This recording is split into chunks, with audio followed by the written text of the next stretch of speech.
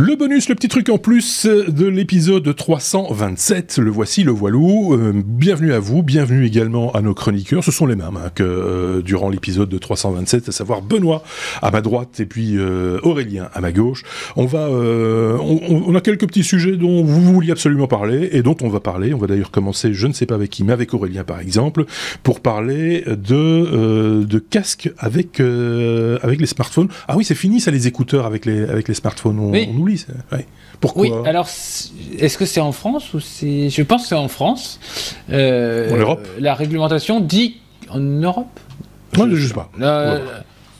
Donc en France, en tous les cas, quand vous achetez un smartphone, il y a un casque avec écouteurs. Est-ce que vous savez pourquoi les fabricants sont obligés de faire ça ?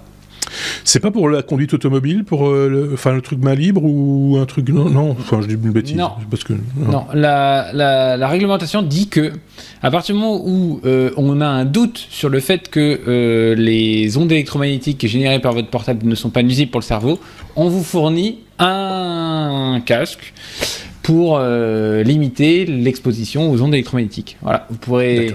Si vous allez à la machine à café demain matin, vous aurez un truc à raconter. Oui. Et donc là... Je sais pas si ça va être bienvenu, mais... Et donc la Commission européenne vient de statuer et de dire que non, en fait... les fabricants de smartphones ne seront plus obligés, dans certains pays, d'ajouter, et on y reviendra, mais ça leur a généré un surcoût, un casque pour limiter l'exposition aux ondes électromagnétiques. Et donc, par contre, ils doivent assurer la disponibilité d'écouteurs compatibles avec le modèle du terminal pendant sa durée de commercialisation. Donc ça veut dire qu'ils pourront en vendre à côté. Okay. Alors, selon la Commission européenne, rien n'indique que la fourniture gratuite d'écouteurs protège plus largement ses utilisateurs intensifs des risques sanitaires identifiés. Voilà. Ouais. Donc, est-ce que bon, là, faut être clair. Ça permettra aux vendeurs d'AirPods et autres, je vais pas les citer, de vendre plus d'écouteurs, puisque ça permettra de... Enfin, on peut dire que les casques qui sont vendus, généralement, sont quand même d'une qualité faible. Donc, non, moi je trouve pas. Ça dépend des marques, mais... Moi, chaque fois que j'ai eu des écouteurs avec mon smartphone, ou à l'époque avec mon iPod, ils étaient relativement de bonne facture, je trouve. Alors après, peut-être que d'autres marques pas, mais celle-là, oui.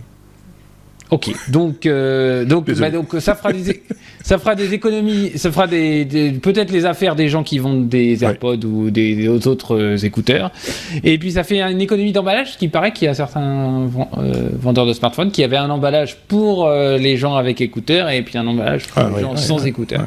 Ouais. Bon, voilà. Scout, je sais pas quoi dire par rapport à cette news. Je sais pas si Benoît a une remarque à formuler par rapport à ça.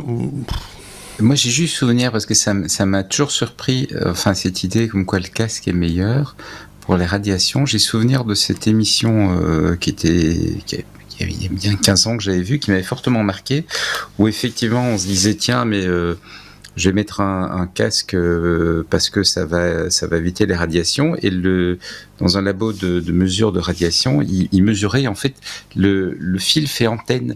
Et donc, avec certains modèles de casque, en fait, tu te prends plus de radiation si tu as le casque que si tu ne l'as pas. et donc, c'est la logique systématique disant un casque, machin, apparemment, elle n'est pas vraie non plus, quoi. Oui, voilà. Et avec un casque sans fil, il y a le Bluetooth. Avec un casque sans fil, tu t'en prends, ça c'est clair. Là, t'as le Bluetooth dans les oreilles et vraiment très très proche du cerveau. Donc oui, je trouve les arguments je sais pas quoi penser, franchement. Donc du coup, je vais passer la parole à Benoît pour parler de tout à fait autre chose. Les cookies pop-up. Voilà, les cookies pop-up. C'est cette boîte de dialogue là qui arrive quand on est sur un site qui dit on se préoccupe énormément de votre vie privée. C'est pour ça qu'on vous demande de bien vouloir cliquer le bouton selon lequel vous y renoncez. Et en France, il y a eu une décision de la CNIL disant attention, ce bouton autoriser tous les cookies, ça ne suffit pas. Il faut aussi un bouton disant qui doit être aussi accessible, disant on ne veut aucun cookie, ce qui est bien. Mais alors le régulateur belge a lui aussi fait son petit boulot et dit qu'en fait le cadre dans lequel ces boîtes de dialogue sont mises en œuvre est en fait en violation avec la GDPR. Donc c'est juste pas la bonne solution.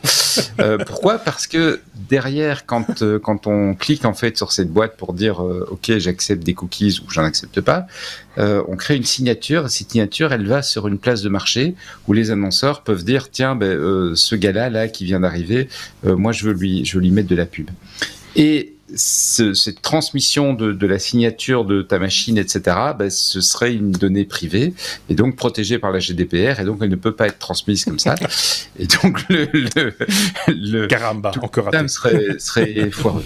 Alors, on en est à ce que le régulateur belge émet cet avis-là. Ils ont contacté l'organisme IAB, qui est l'organisme des publicitaires, qui a mis au point en fait ces boîtes de dialogue et ils sont un petit peu en train de voir ce qui se passe. Ils sont en train également de prendre langue avec les autres régulateurs européens pour voir si d'autres approuvent leur interprétation et dans ce cas-là, on pourra avoir une évolution, non pas de la législation, mais de la manière dont elle est appliquée dans tous les pays européens et donc on pourrait peut-être ne plus avoir ces boîtes de dialogue qui sont quand même une hypocrisie phénoménale. Oui. Mais malheureusement, en fait, une des raisons pour laquelle on pourrait aussi avoir relativement peu de résistance des publicitaires, c'est le fait que de plus en plus, ils ne s'appuient plus sur les cookies pour nous tracer, ils s'appuient sur d'autres moyens. Oui. Et donc, quelque part, ça devient... On s'en fout, c'est un cours de récréation du cookie. Et je tiens à dire que l'illustration qu'il y a dans l'article, c'est pas des cookies, c'est des knick-knack. Mais bon, je dis ça, je dis rien. Mais non, mais voilà, c'est vrai que s'il y a moyen d'éviter, parce qu'on en a déjà des boîtes de dialogue, quand on va sur certains sites, je m'en plains régulièrement ici, et c'est infernal. Je pense que le bouton dont on se sert le plus aujourd'hui au quotidien, c'est le bouton de la souris, pour fermer des boîtes, pour dire des OK, des noms, des machins, etc. C'est juste totalement insupportable. On a fait d'Internet vraiment une zone embêtante au possible. Et j'attends toujours qu'on nous propose un cookie pour retenir le fait qu'on a refusé le cookie. Tu vois ? Moi, j'imagine que quand on dit qu'on veut bien le cookie, du coup, on ne nous pose plus la question après. Forcément, puisque du coup on a accepté le cookie. Enfin bref, tout ça pour dire que c'est bien compliqué cette histoire et qu'on peut passer à la suite. J'allais pousser sur le bouton de la lettre suivante comme si on était dans un épisode, mais non, on est dans un bonus. Et il nous reste encore un peu de temps pour parler par exemple de HCE. C'est quoi ça, cette technologie HCE, Aurélien ?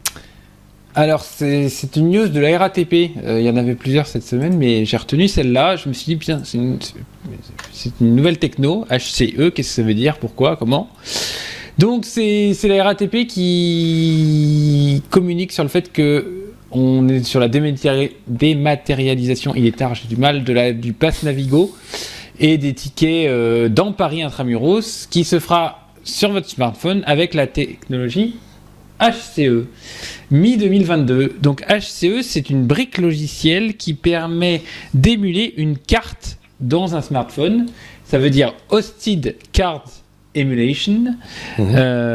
Donc, en fait, c'est une surcouche logicielle qui est couplée au NFC.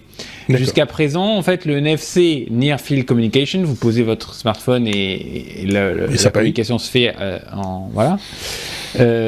En fait, se faisait avec une puce NFC et un Secure Element, mais donc qui était un composant physique. Maintenant, le tout est fait par une brique logicielle. Alors, c'est assez ancien puisque c'est implanté sur Android depuis 2014, la version 4.4. Et donc, ça ne dépend pas. L'intérêt de cette techno, c'est que ça ne dépend pas de la coopération d'un constructeur ni d'un opérateur. Donc, c'est en fait, à partir du moment où votre smartphone Android a une puce NFC et un Android qui supporte le HCE. HCE, oui, je te confirme. HCE, oui. Il est fatigué, Aurélien. Je suis fatigué ce soir. C'est mon dernier sujet. À partir du moment où votre smartphone supporte le HCE, vous pourrez embarquer l'étiquette dématérialisée de la RATP. Alors, ce qui fait mal, c'est que il n'y a pas de HCE sur les Apple, donc les possesseurs de iPhone ne pourront plus.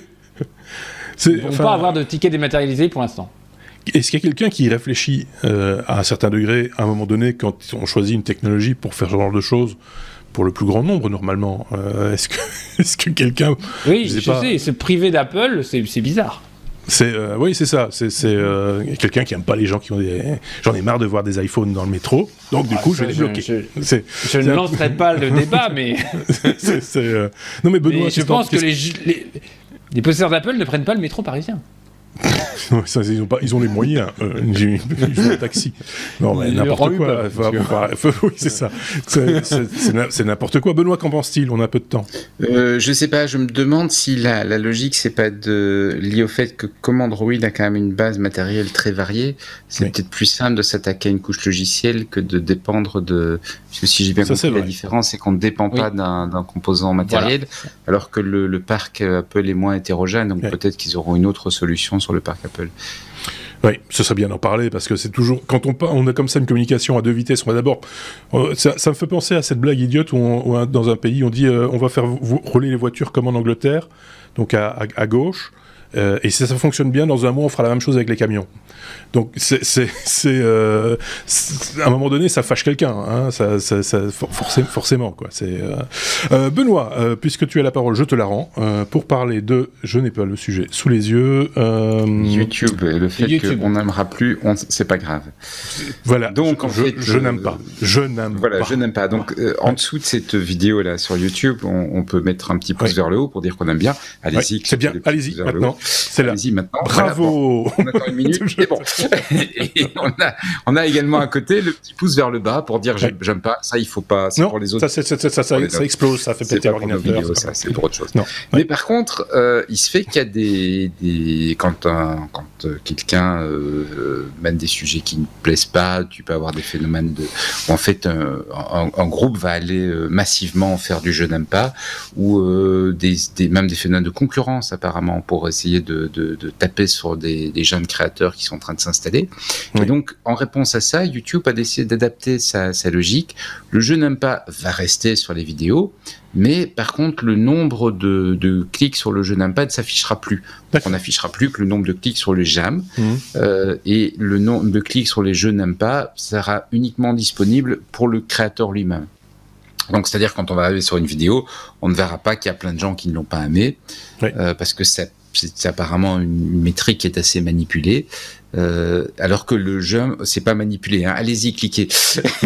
Non, c'est juste, c'est pour notre ego. Ça, c'est notre, voilà, ça flatte notre ego, c'est tout. Ça flatte notre ego. Mais donc, la logique, très sérieusement, c'est que YouTube veut faire un petit peu évoluer les choses pour éviter ce phénomène. C'est pas plus mal.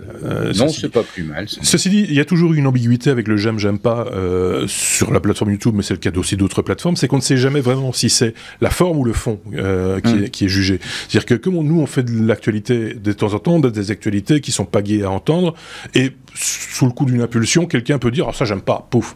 C'est pas l'épisode ou les gens qui le font, etc., qui ne sont pas aimés, c'est le sujet. Et donc, il y a cette ambiguïté qui subsiste, et pareil dans le j'aime, hein. Ceci étant dit, faut pas se leurrer non plus, ça peut être pareil pour le jeu. Donc, c'est une métrique qu'on sait que l'algorithme de YouTube utilise malheureusement un peu trop à mon goût, parce qu'elle a part de réelle valeur. C'est pas parce qu'on a eu 2 j'aime pas sur un épisode que pour autant on va changer notre manière de faire, par exemple. C'est pas le genre de la maison.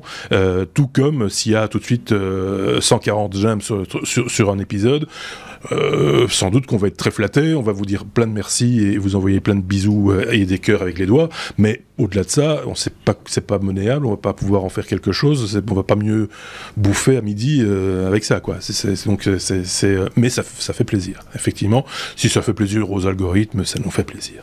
On arrive donc déjà au bout de ce bonus, on le sait, c'est la règle du jeu, hein, 15 minutes maximum. N'hésitez pas à le commenter, ce bonus, que ce soit sur notre site, lestechno.be, ou sur YouTube, là où vous êtes pour l'instant peut-être, et donc de pousser sur le pouce vers le haut, ou sur les petites étoiles, choisir encore ça, hein, les cotations de 1 à 5 étoiles sur certaines plateformes de podcast ou applications de podcast. N'hésitez pas à vous en servir, ça fait toujours plaisir aussi, et comme on a l'habitude de dire, ça titille les algorithmes. Ça envoie un message aussi à ceux qui seraient intéressés par un podcast technologique, qui disent « Ah tiens, celui-là il est bien noté, je vais peut-être aller l'écouter », et puis comme ça nous fait des nouveaux abonnés, parce que ça c'est bien aussi, ça.